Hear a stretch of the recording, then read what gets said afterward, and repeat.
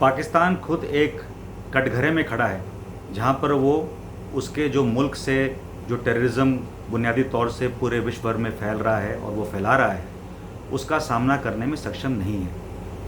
चाहे हम FATF को देखें, चाहे हम उसके बाकी जो UN में जो उसकी छवि है उसको देखें, उसको देखते हुए चाइना का जो मन है वो ये कभी नहीं हो सकता कि चाइना ओपनली खुलेआम ऐसा कोई सहयोग करे चीन को और कल को चीन के साथ मिलके भारत के अगेंस्ट वेस्टर्न फ्रंट को खोले। ये दोनों के लिए ही बहुत ही गलत होगा, पाकिस्तान के लिए भी और चाइना के लिए भी। और दोनों के अगेंस्ट इतने इकोनॉमिक सैंक्शंस और मिलिट्री सैंक्शंस और अलग तरह के तकनीकी सैंक्शन लगेंगे कि दोनों देश उससे बाहर नहीं आ पाएंगे। तो कहने की बात है कि पाकिस्तान ये कर रहा है, कहने की बात है कि इमरान खान की कोई मंशा हो सकती है ऐसा करवाने की। उस मंशा के पीछे खाली एक ही राज होगा कि पाकिस्तान ने अपने फॉल्स नैरेटिव से जो एजेंडा सेट किया है और चीन को शायद बौखला दिया है कि जो भारत ने POK पे दावा किया है उससे आपका जो CPEC कॉरिडोर है ग्वादर पोर्ट तक जाता हुआ उसको हानि पहुंचेगी। उसको देखते हुए थोड़ी पोस्चरिंग हो सकती है चीन के साथ इन एरियाज़ में, अपने जो उसके इंटरेस्ट हैं उसको सिक्योर रखने के लिए।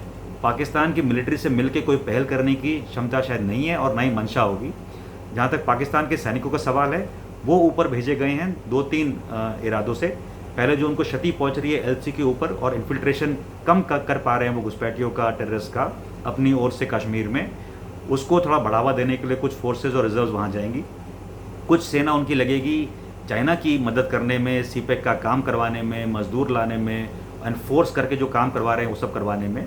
और तीसरी जो उनकी सेना का जो हिस्सा है वो लगेगा जो बलूचिस्तान और जो नॉर्थ में जो उनके अगेंस्ट जो आम जनता खड़ी हुई है और उस जनता के बर्दाश्त के लेवल के ऊपर चला गया पाकिस्तान का जुर्म ढाना, उनके एयर का अटैक आना, मिलिट्री का यूज़ करना।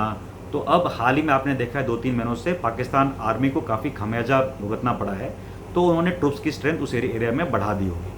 तो ये एक असेसमेंट हो सकता है पाकिस्तान का कि 20,000 ट्रूप्स जो तकरीबन 2 डिवीज़न से थोड़े कम हैं वो उधर क्यों गए हैं।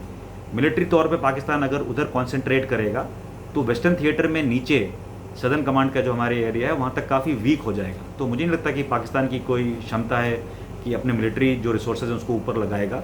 ये खाली चीन के बोलने पर उसका CPEC कॉरिडोर पे जो काम चल रहा है, क्योंकि गर्मियों का समय है, उसको प्रोटेक्शन चाहिए, तो वो मजदूर के तौर पे पाकिस्तान की सेना को यूज़ करेंगे और पाकिस्तान ये काम करेगा कुछ पैसों के लिए, क्योंकि बाकी जगह से पैसा आना कम हो गया है। तो ये पाकिस्तान की मजबूरी है, ये इमरान खान की मजबूरी है, ये उनकी सेना की मजबूरी है। और इन ऐसे प्रोजेक्ट्स में सेना के खुद के पैसे लगे हैं।